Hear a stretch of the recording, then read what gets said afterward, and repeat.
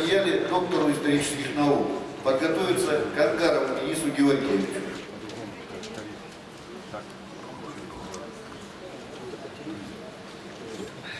Уважаемые делегаты съезда и гости, мне в своем кратком выступлении хотелось бы немного сказать о роли гуманитарной науки в изучении и сохранении хакасского этноса, те достижения, которые имеем, и те проблемы.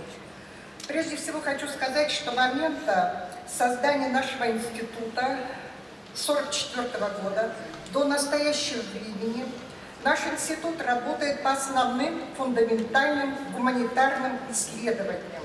Это в области истории, археологии, филологии, языка, экономики, культуры. В рамках единой комплексной темы Хакасия в контексте истории и культуры Южной Сибири и Центральной Азии. Вы знаете, что в современных условиях для изучения поставленных задач необходимы совместные исследования как с российскими, так и с зарубежными учеными. В связи с этим институт сейчас старается расширить свои научные связи. На сегодняшний день Камьяле находится в договорных соглашениях с 13 российскими и с 12 зарубежными научно-исследовательскими и образовательными учреждениями, зарубежными, такими как Княжество Монако, Япония, Южная Корея, Индия, Германия, Тайвань, Казахстан, Киргизия и другие страны. За рубежом известный высокий уровень развития научных достижений нашего института. Нас стали приглашать для чтения лекций в зарубежных университетских центрах. В частности, Тумужекова читала цикл лекций в Национальном университете имени Гумилева в Казахстане. Наш археолог Юрий Николаевич Есин приглашен в Оксфорд, в Англию, и вот едет в апреле для чтения лекций по уникальной культуре, по акуневской культуре, по акуневским личинам, которых вы прекрасно знаете.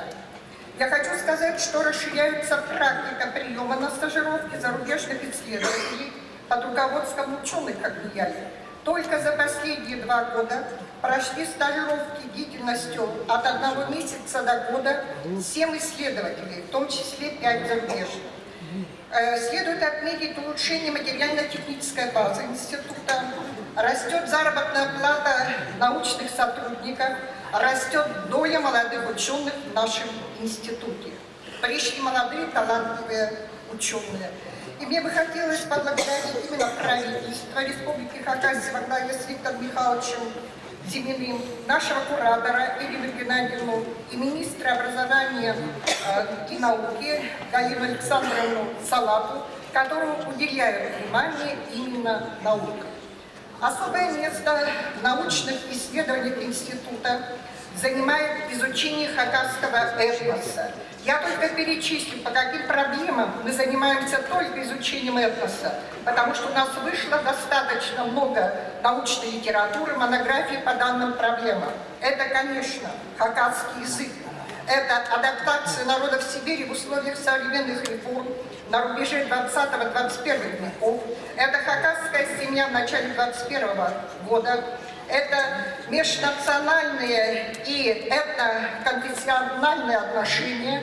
Это проблемы социального поведения молодежной среде титульного этноса и другие проблемные вопросы.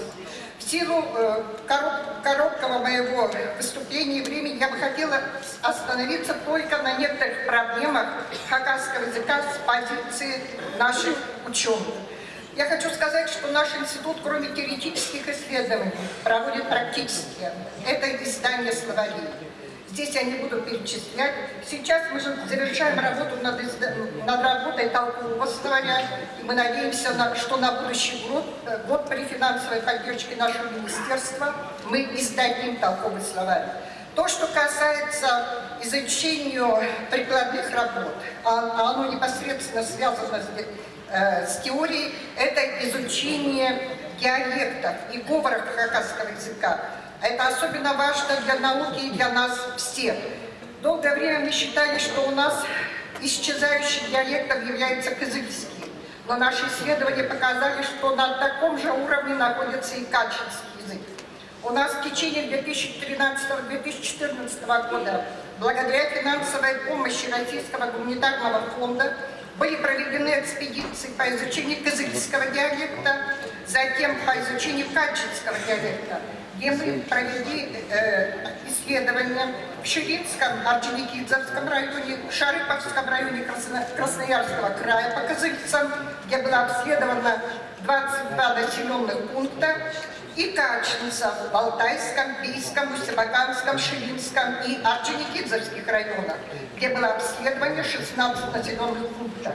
Я не буду долго говорить, у нас есть достаточно материала, кто заинтересуется. Я только скажу, что то, что зависит от нас, к какому выводу пришли наши ученые.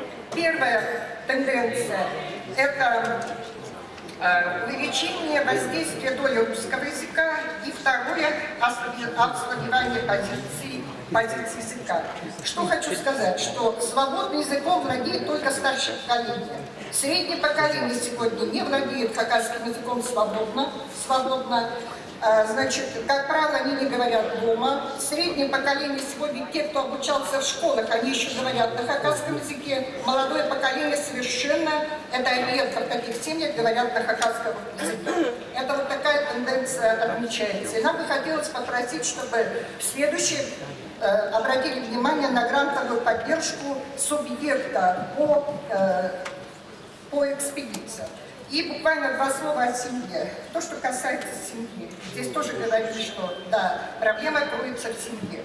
Мы на протяжении нескольких лет занимаемся изучением семьи. И что мы хотим сказать? Те общие тенденции, которые идут в обществе, эти тенденции есть и в хакасской семье. Это прежде всего, что мало детей раз, рост незарегистрированных браков, это увеличение детей, рожденных вне брака, и увеличение детей матерей-одиночек. Что я хочу сказать?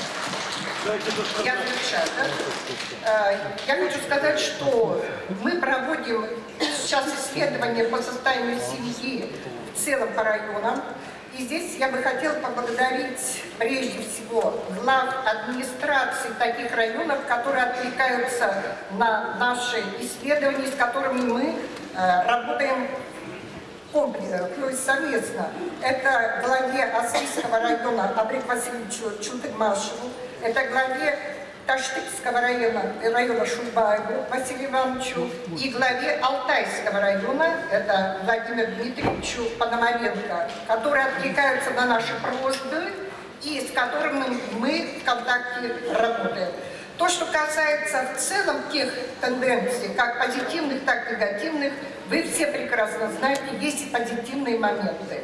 Это некоторое незначительное увеличение численности хакасцев. Это, конечно, стремление к языку, расширение, увеличение влияния школ, потому что именно школа помогает все равно овладевать хакасским языком.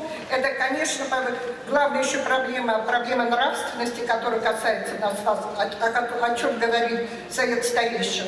Ну и в целом мне бы хотелось к сотрудничеству.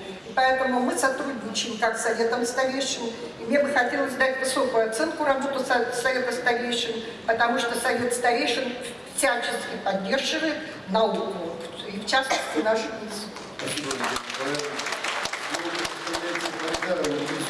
Делегату съезда Алтайского района подготовиться Тюндешевой Айле Геннадьевне.